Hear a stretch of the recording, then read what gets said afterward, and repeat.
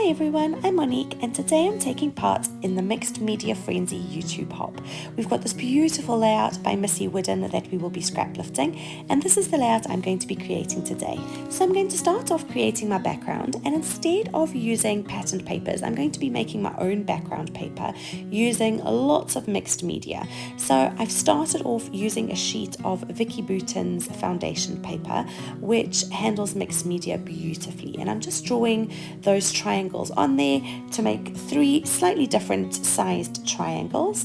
And then I'm taking this lovely gingham checked stencil, I think it's a Simple Stories one, and I'm just using some white texture paste and scraping that on to add a little bit of extra interest and texture to the background. So you can see I've got the stencil slightly slanted there, but I do make sure that it's lined up with each of those triangles so that the pattern is all going in the same direction. Now, once that's dry, I am taking my Distress ink pads in a rainbow of colours and kind of just scraping the ink pad across the paper.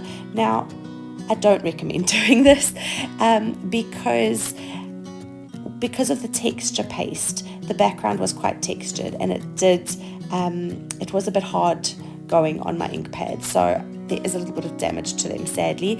So in retrospect, I would not have done that. However, I think it would be absolutely fine to do it straight onto smooth cardstock, but because I had quite a lot of texture in the background, it did mean that my ink pads took a bit of a beating. And also, if you're going to be doing a rainbow of colours, do your light colours first, not your yellow after you've done dark colours and then get blue all over your yellow ink pad. So now that I've smeared that colour across the background, I am just using a wet paintbrush and just loosening up some of the ink, and those colours are kind of blending into each other and giving a bit of a watercolour effect, which I really, really like. Now I'm just adding a little bit of extra yellow here. This is a Shimmers, just to intensify that yellow a little bit, because it wasn't quite as bright as I hoped. Now that background is done, but I want to also create lots of flowers using my Sizzix die cuts. So I'm just, once again, smushing that ink across a sheet of, this is white cardstock that I've applied gesso to, so it's quite smooth and the ink just glides across that really easily. You can see there's quite a bit of a sheen there where my light's hitting off the pattern paper. And those colours just mixed beautifully when I add a little bit of water to it. Now, I do want to see some of those streaks, so I'm not entirely covering them up. So I'm just kind of blending each of those streaks into each other, but leaving some of those streak lines there just for added interest. Now, I just love these colours. Here they're all dry, and I'm going to get started on using these beautiful florals to cut them all out. And here they're all cut out, and I'm going to be layering them on top of each other so I can get some lovely 3-dimensional effects. And I just love these colours all together. So I've got this Nouveau Deluxe adhesive, and I'm just popping a dot in the middle to stick those all together, and I go through all of them and get them all stuck down before slowly lifting up all of those little petals, just to make sure that they look a little bit more realistic. So I love all those little extra details and the dimension that just simple lifting up of the edges gives to each of those little flowers. Now, I'm not quite done yet with these flowers. I do want to add a little bit more to them, so I come in with these beautiful gems by Lucy's Little Things. So these are little iridescent gems, and I'm going to be using some little white glossy porcelain pearls as well, and also some little iridescent sequins. So I add some glue to the center of each of those flowers, and then add up 2 or 3 little sequins, and then top them off with a few little gems and pearls as well. So I go through all of the florals, adding little gems and sequins to the middle for a little bit of extra shimmer, and those teeny tiny ones, I just add 1 little gem to the middle, and I love how they all look once they're complete. While I'm busy sticking, I just want to say thank you so much for stopping by today. If you're new to my channel, welcome. And if you're enjoying watching this, I'd be so grateful if you subscribe to my channel. Now you can take a close-up little look at all of these beautiful little florals. There is something really so satisfying about creating an embellishment from scratch by yourself, and I just love how these turned out. Now, so far, this layout has a lot of colour, and it definitely needs to have a little bit of white space, and I'm going to make that white space using this cut file. So it's just going to break up all the colour in the background just to allow it to shine a little bit more. So I've got this lovely peony cut file from Pear Tree Cut Files, and I've kind of just cut it apart as you've seen there, so that I can use all the little different bits and pieces on their own. So I've backed them with vellum, which is lovely and sheer, and when layered on top of bright colour, it just lets a little bit of that colour peek through, but it also helps soften it a little bit as well. So this is going to create some lovely kind of white space between this bright coloured background and those bright florals as well. So as you saw earlier, I divided this piece of paper into 3 triangles. So I'm just cutting them apart now and cutting a little thin strip off of each so that they're slightly smaller than they were originally, and I'm distressing all those edges. So I do go back in a little bit and distress them again. I really want them to be very, very textured so that you can really see those ruffled edges. Now, I always tend to use my scissors. I do have a distressing tool, but I can never find it, so my scissors are my go-to for distressing. Now, I've just tried out 3 different pattern papers for the background, and I've settled on this a lovely black and white kind of doodled floral background paper. It's by Jen Hadfield. I think it's the Avenue collection, and I've had it in my stash for a while, and it's, I think, just perfect for this layout.